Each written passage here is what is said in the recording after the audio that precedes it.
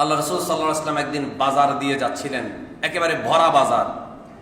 বাজারের পাশে দেখলেন আল্লাহ রাসূল সাল্লাল্লাহু আলাইহি ওয়াসাল্লামের পাশে পাশে সাহাবীরা আছেন। দেখলেন একটি ছাগল, মরা ছাগল। কি ছাগল? মরা ছাগল রাস্তার পাশে পড়ে আছে। রাসূল করিম সাল্লাল্লাহু আলাইহি ওয়াসাল্লাম তার কাছে গেলেন, গিয়ে বললেন, আইয়ুকুম ইউহিব্বু আন হাযা লাহু বিদিরহামিন, তোমাদের মধ্যে কে আছো আমি তাকে 1 দিরহামের বিনিময়ে এই ছাগলটা, মরা ছাগলটা তোমাকে দিয়ে দেব। তখন এক সাহাবী, একজন না কয়েকজনে বললেন, মা নুহিব্বু আন্নাহু লানা বিশাইইন ওয়া মা নাসনাউ বিহি, ইয়া রাসূলুল্লাহ 1 দিরহাম দিয়ে এই মরা ছাগলটা দিয়ে কি করব? একে তো মরা, দ্বিতীয়ত ওই ছাগলটার কানগুলো ছোট। বলেন কানগুলো কি ছোট, এগুলো দিয়ে আমরা কি করব?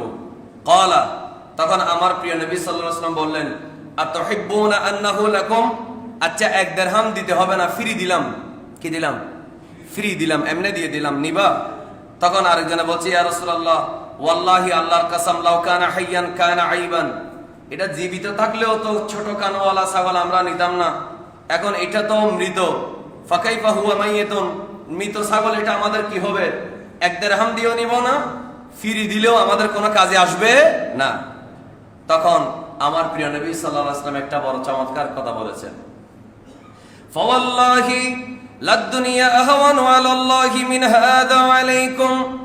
আল্লাহ তাআলার প্রিয় নবী সাল্লাল্লাহু আলাইহি ওয়াসাল্লাম বললেন, এই যে মরা ছাগল, যেটা তোমরা একেবারে মাগনা দিলেও নিচ্ছ না, 1 দিরহাম দিয়েও নিচ্ছ না, এই ছাগল যেমন তোমাদের কাছে কোনো মূল্য নাই, আল্লাহর কসম করে বলি আমার আল্লাহ তাআলার কাছে এই দুনিয়ার ধন সম্পদের মূল্য তার চাইতেও আরো নিকৃষ্ট।